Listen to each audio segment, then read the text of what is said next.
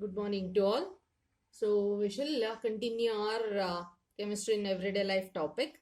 So next we are going to deal with the neurologically active drugs. So these are the drugs which will affect the message transfer mechanism from nerve to receptors.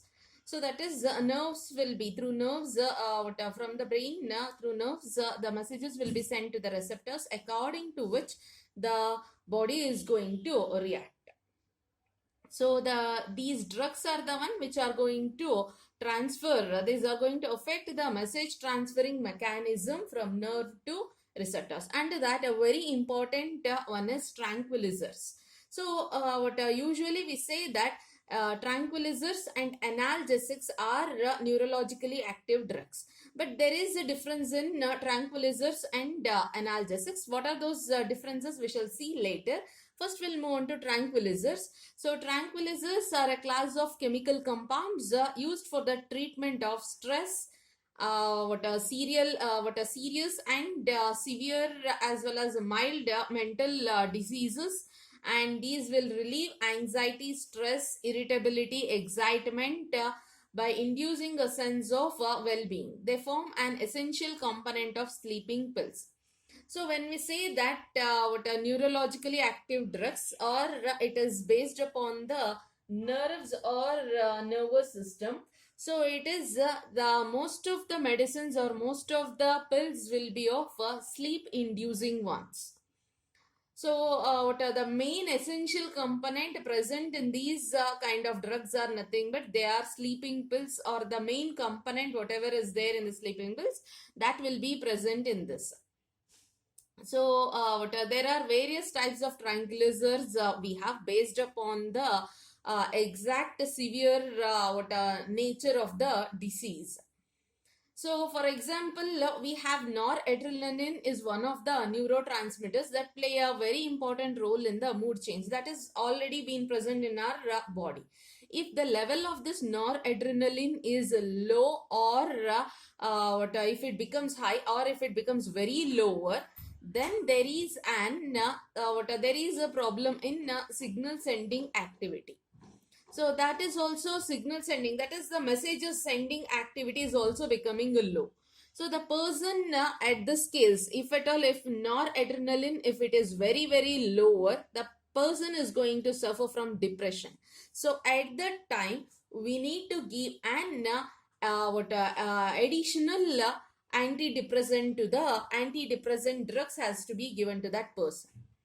Clear? Suppose if at all in our body already noradrenaline is being, or the tranquilizer which is being produced in our body in a normal or natural human being, in the human body itself is going to produce some amount of tranquilizers, or some amount of antidepressants will be formed in our body. But if at all, if it is for some reason, if it is very low, then only an additional antidepressant drugs will be given to the person. If apart from that, if at all, if a person is taking from outside an additional antidepressant pills, then body gets addicted to that one. So the normally or with a smaller amount, the human body cannot be satisfied. That particular person cannot be satisfied with that smaller amounts. So if at all, if you are taking a one pill of one pill for sleeping, suppose you let us think that you are not getting a sleep properly, then you are going to you are taking a sleeping pill. Today one you have taken, so like that only some few days you'll be taking one. After some days what happens is the body is going to resist that amount. So by that you need to increase the amount. So one is for few days in the beginning, if you are taking one pill, so body get resist to it, so you need to take the dosage more. So like that, day by day, or some period of time, so day by day it is going to increase.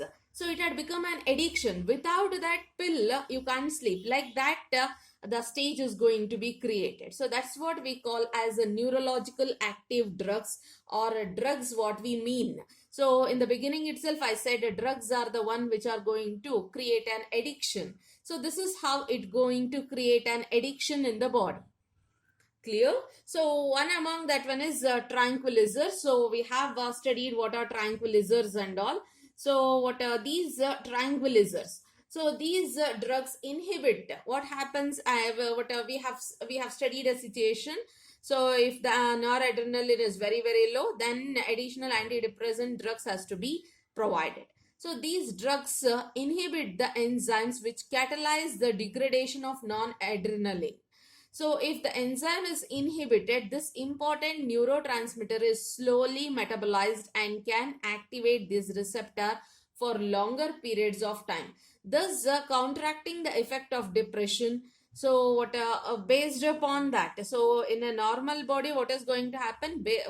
More than that, the effect will be more. When you are taken out additional antidepressants, the effect will be more. So body will be always, or the person who is taking will be always in crave of that one. So which makes the addiction for that particular drug. So we have two such drugs, that is ipronazide as well as Nardil. So in this, these are the two examples you need to remember. So one more important thing here is it is that is if you check here, so this is a functional group. This is the functional group of this particular drug. So if you check this one, so it is the NH2 hydrazine it is.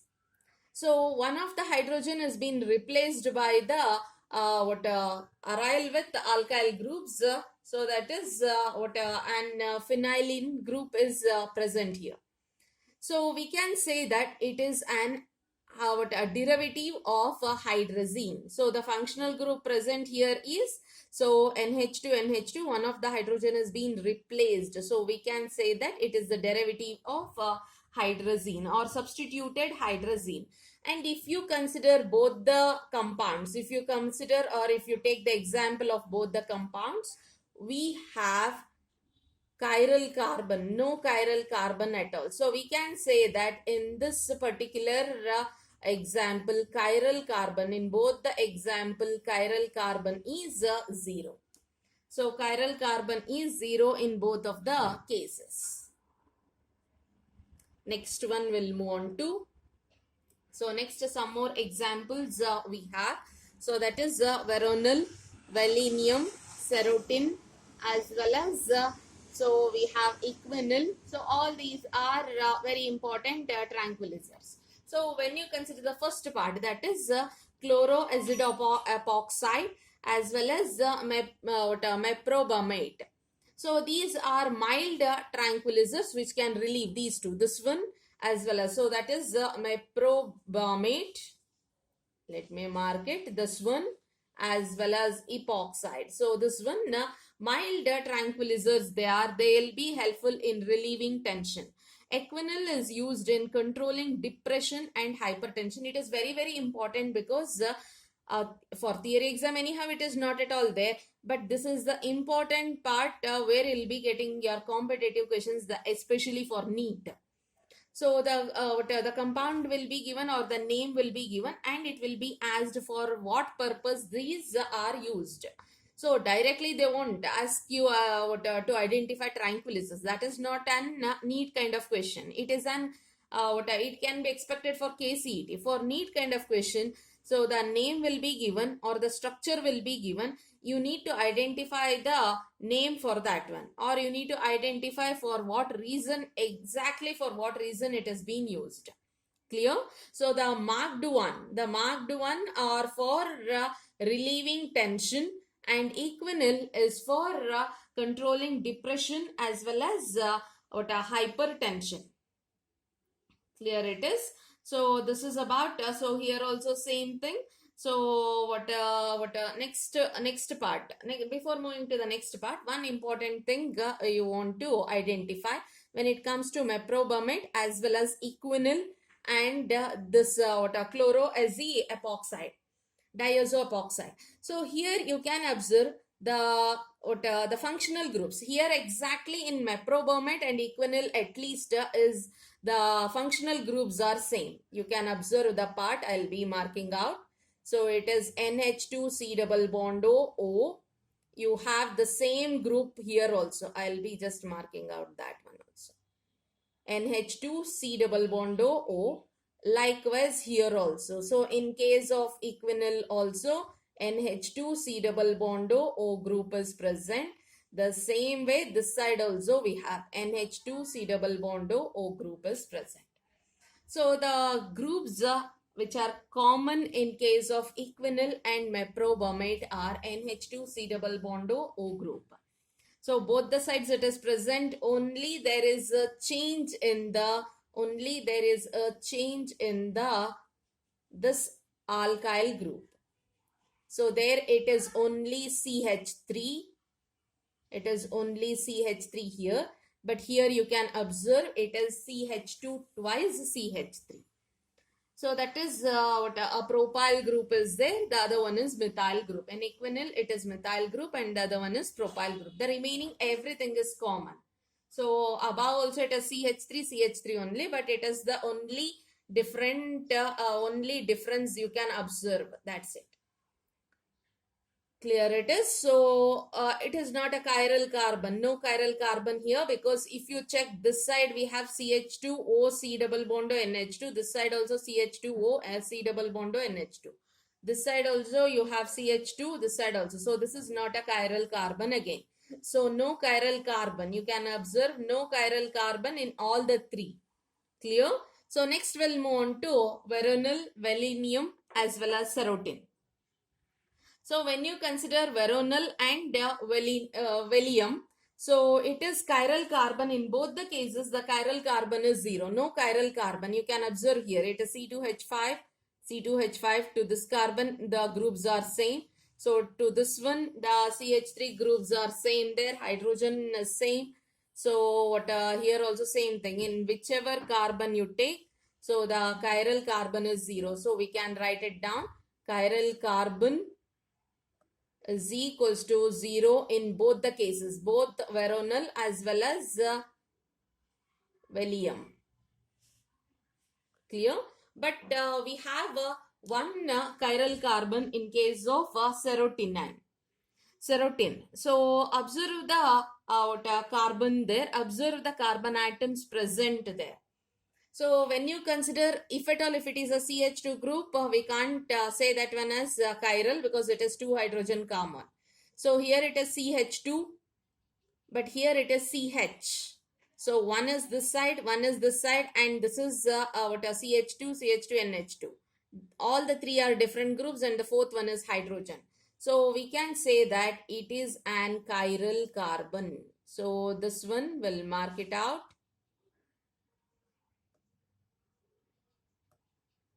And we'll write that one as chiral carbon. So that is the chiral carbon we have in serotin. So serotin, how many chiral carbons we have? One chiral carbon we have in serotin. So serotonin. So that is the very important thing. You should remember that. So in veronal as well as velium, no chiral carbon. Serotonin, we have one chiral carbon present. Clear? So next we'll move on to the next one. So what are based upon the examples we have discussed, and next we'll move on to the next concepts. Before moving to the next concepts, we have derivatives of barbituric acid, that is veronal. So this is the derivative of barbituric acid. So this one is one of the important class of tranquilizers. So these derivatives are called as barbiturates. Barbiturates are highly hypnotic in nature. So remember, veronal is a derivative of barbituric acid and they are called as barbiturates. These are highly hypnotic as well as sleep inducing agents. That is nothing but hypnotic is nothing but sleep inducing agents. And the others valium and serotin are the tranquilizers. So we have a few more example. We have discussed about all these things. Next we'll move on to the next part, that is analgesics. So neurological active drugs are nothing but, so we have under two category. One is tranquilizer and another one is analgesics. Analgesics already we have discussed regarding analgesics briefly in our introduction part. So these will reduce the pain killing agents. So these are going to reduce our pain. Reduce our pain. When we say that reduce our pain is not decreasing. Remember, pain is not decreasing. The whatever the feeling of that pain is there, that feeling is reduced. Clear? Problem is not solved. Whatever the disease, whatever the wound, whatever the cut you have, that is not solved. That is not cured. So that whatever the wound or cut is there, it will remain as it is.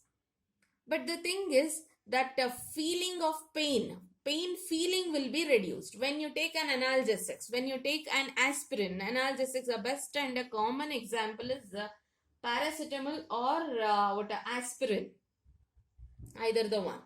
So when you take an aspirin, you'll get an relief from the pain. That pain relief in the sense, so that pain you won't feel. You'll be feeling very light, active you'll be feeling.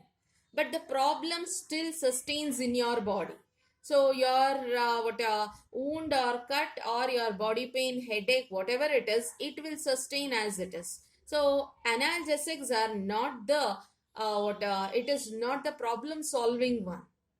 It is just it just disturbs somehow the nerve system, so that you won't feel that pain. That feeling of pain will be reduced. Clear? So make sure that before taking aspirin or before taking paracetamol or before taking any analgesic, so remember this point, your body is not free from the diseases or free from any kind of problems that you are facing if you take an analgesic. It is just that feeling is reduced. Clear? So next, there are two types of analgesics. So these are, the first one is non-narcotic drugs or non-narcotic analgesics, and the other one is narcotic analgesics. When you say that non-narcotic, so non-narcotic indicates that it is non-addictive in nature. It creates an non-addiction. That is nothing but it is not going to create an addiction. Non-addiction in the sense, so it is not going to create an addiction. You are just taking that pills, so you'll be feeling better, and there is no chance of you won't feel like taking that every day or regularly, like paracetamol or aspirin. So you won't take that one regularly. When you feel like your body pain you have or something pain you are feeling, then only you'll be taking. Daily you won't take. So such kind of drugs are called as non-narcotic drugs or non-narcotic analgesics. So which will be creating no addiction. So it won't create an addiction. So the main important examples are aspirin as well as paracetamol. So aspirin inhibits the synthesis of chemicals known as prostaglandins, so which stimulates inflammation in the tissue and cause pain. So that is the important function. So non-narcotic drugs, it is very simple, as well as they are less toxic in nature. They are not that much harmful. So they are not that much harmful. So further moving. So these drugs have many other effects such as reducing fever also. So that's why when we get a fever, normally we'll go for paracetamol. So paracetamols are the best analgesics. So it is going to reduce pain as well as it will be reducing your fever also, body temperature also. That is nothing but antipyretics. And they'll be always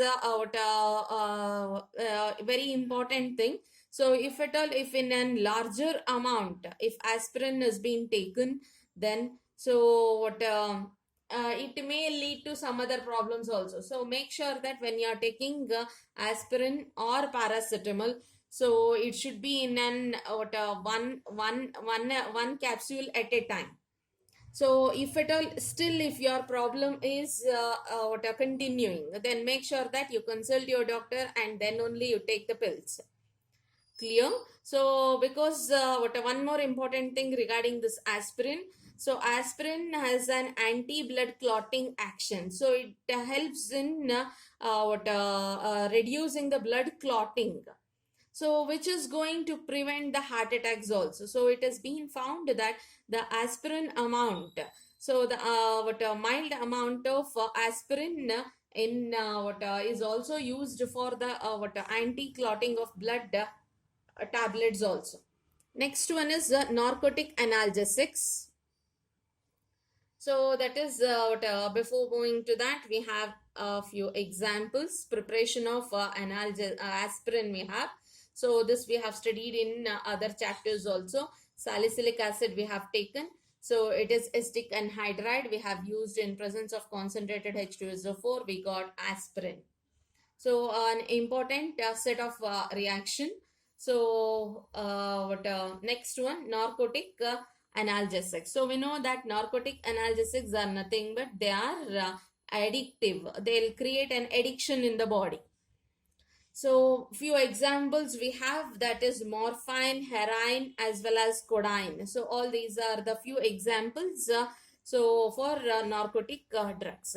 So the dosage it is, I mean, in a few cases, so it has been used as a drug in few cases. It is due to, so why they have been used, because it will be having that pain relieving nature, as well as they produce sleep.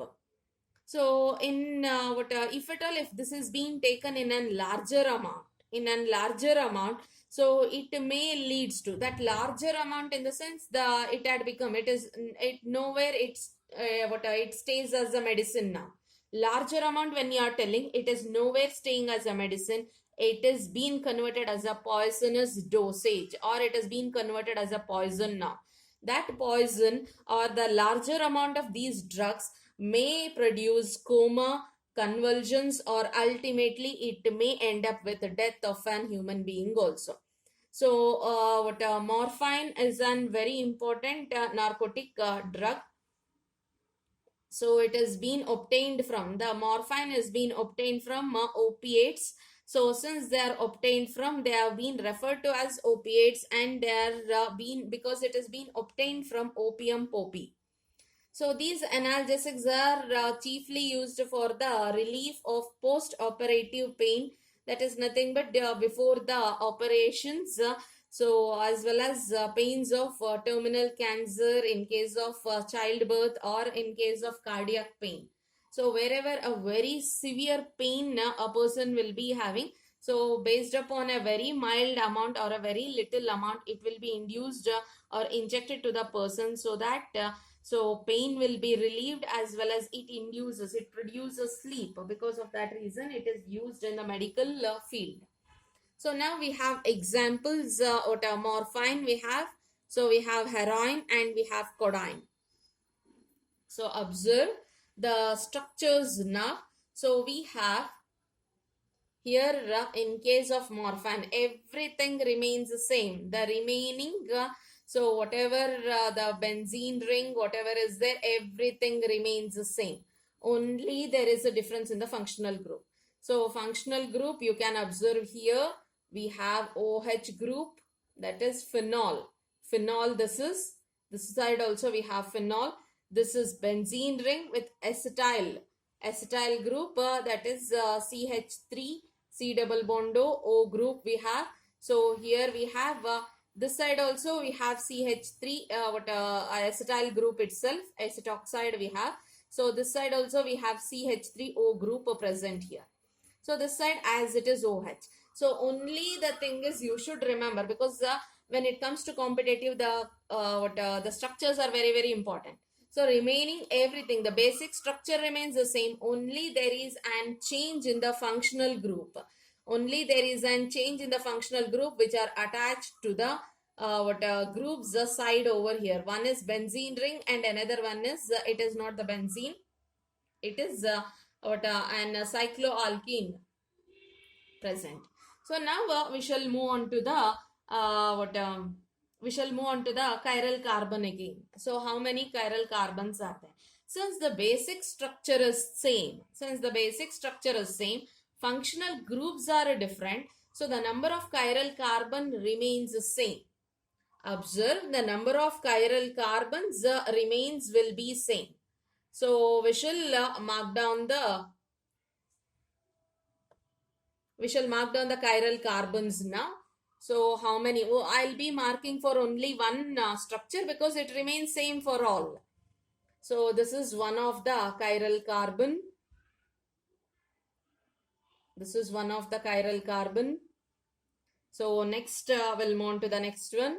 So observe, it is also CH. This carbon is also CH. This is one more.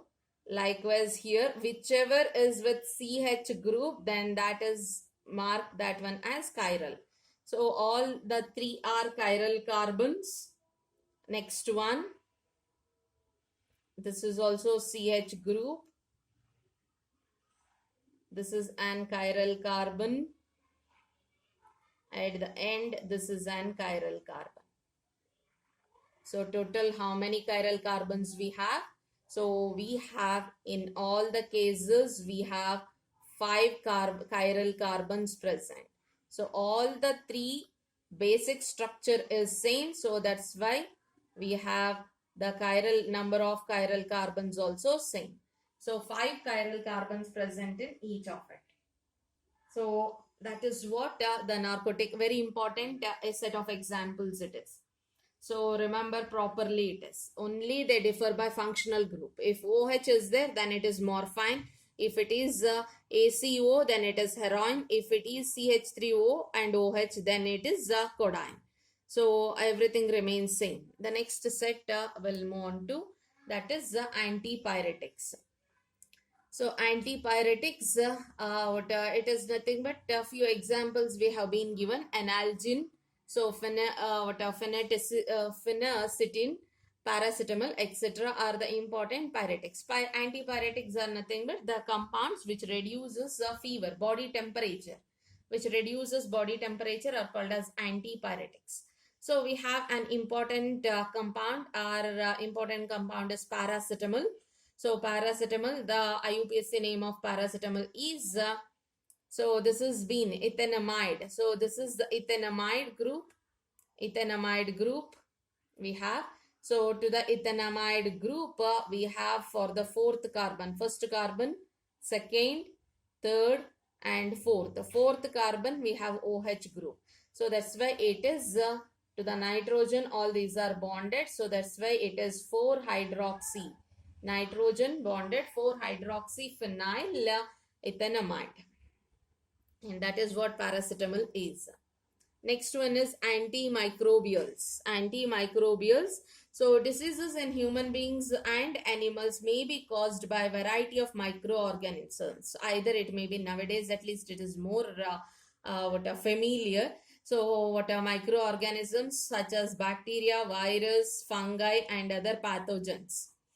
So these antimicrobial tends to destroy or prevent development or inhibit the pathogenic action of microbes such as bacteria, fungi, virus and other parasites.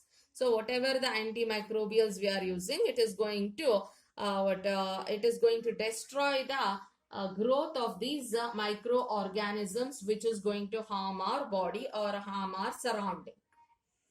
So under this we have 3 categories. One is antibiotics, other one is antiseptics and the other one is disinfectant.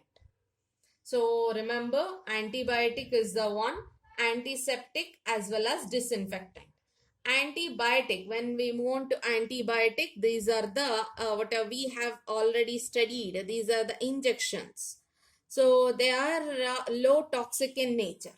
This will be treated or it will be injected, and they'll be in very low toxicity, or the it is bit mild in nature. So because of which it will be injected for the human beings as well as animals also will be having antibiotics for their case. So this will be inhibit the growth or even destroy the growth of microorganisms that will be of bacteria, fungi and molds. Antibiotics will be acting for bacteria, fungi and molds.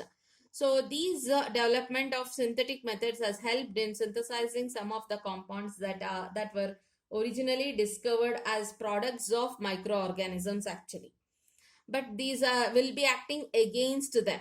So the purely synthetic compounds have antibacterial, that is opposite of bacteria, antibacterial activity. So the definition of antibiotic has been modified.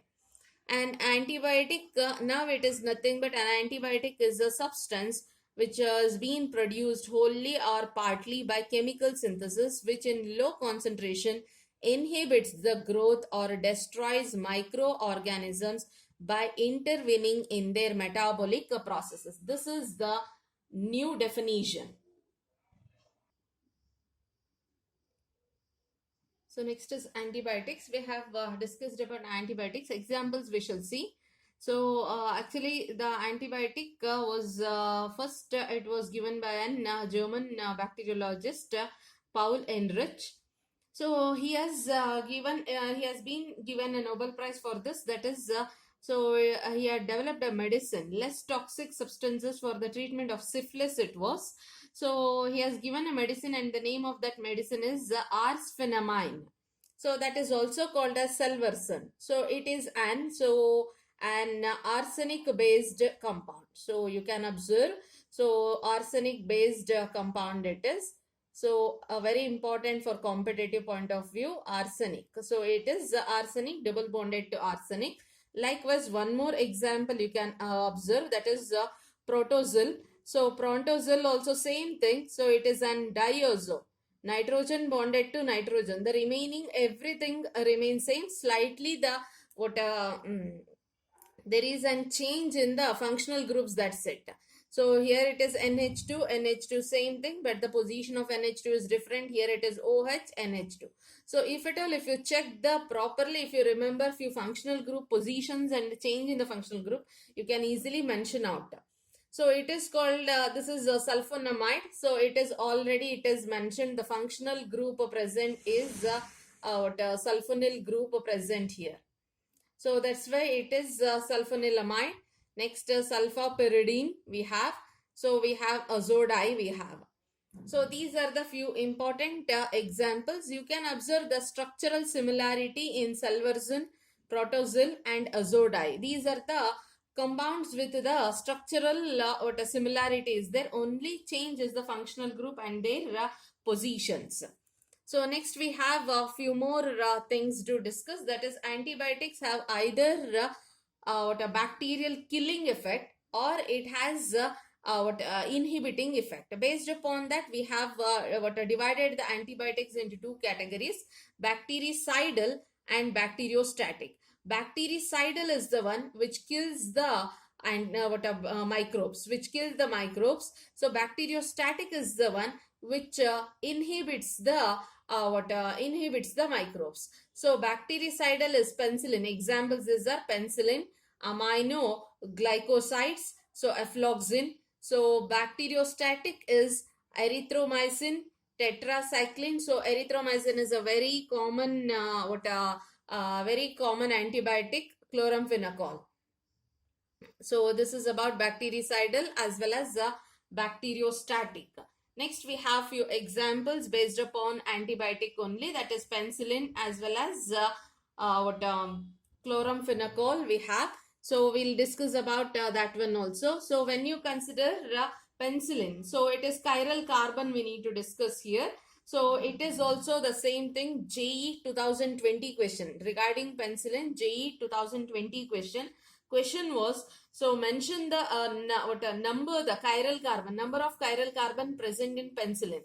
So structure was not given, only the name penicillin is given. You need to identify the chiral carbon here. So the chiral carbons, if at all, if you have to mention the chiral carbons there. So let us mark down the chiral carbons. So you can observe, this is the carbon, this is a carbon here. This is the first bond, second bond, third bond and fourth bond. It is CH group. So this is one of the chiral carbon. You can observe a chiral carbon here. Go ahead with this one. So if you check, so it is 3 bonds with different and 1 bond with hydrogen. That is, this is also an CH group. This is also an chiral carbon. Any other chiral carbon, this carbon you can observe it is CH3 there. So one more is here, that is CH bond. So that is 3 chiral carbon. 3 chiral carbons are present in penicillin. So this is JE 2020 question. Next we'll move on to chloramphenicol. When you consider chloramphenicol, remember if CH is there, that is the chiral carbon. So this is one of the chiral carbon. This is the chiral carbon. So once again, this is also the chiral carbon. This is also the chiral carbon. Clear? So 2 chiral carbons in case of chloramphenicol and 3 chiral carbons in case of penicillin. Next, we have antiseptics and disinfectants. This is for antiseptics and disinfectants. It is for the floors. So same thing, the bacterial, the drugs or the chemicals will be used to prevent the growth of microorganisms, but on the floors it is. So antiseptics are for wounds, cuts, ulcers and diseased skin surfaces where living tissues are there. For that, to prevent the growth of microorganisms, antiseptics are being used. And disinfectants are nothing but on the floors we are going to use that one. So important example. So the commonly used antiseptic is Dettol. Remember, Dettol is a mixture of chloroxylenol and terpenoil. So likewise, we have few more antiseptics, that is iodine is a powerful antiseptic. It's 2 to 3% solution in alcohol water mixture is known as tincture of iodine, and it can be used. We'll be using tincture, that is the one. Iodoform is also used as an antiseptic for wounds. Boric acid in dilute aqueous solution is a weak antiseptic and it is for eyes.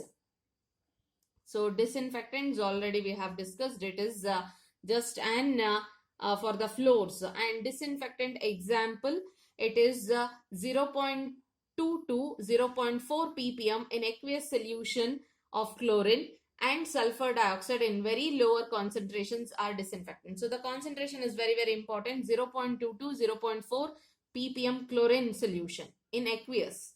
So sulfur dioxide with a very lower quantities also and disinfectant only. So now this is about the antiseptics and disinfectants. So we have examples: chloroxylenol, terpenoil and butanol. These are the few examples. Remember wherever we have sulfur related compound, it can be asked in that way. So that is sulfur. So which drug is with the sulfur? In which drug you can observe the presence of sulfur? That is the important thing you can observe in such cases.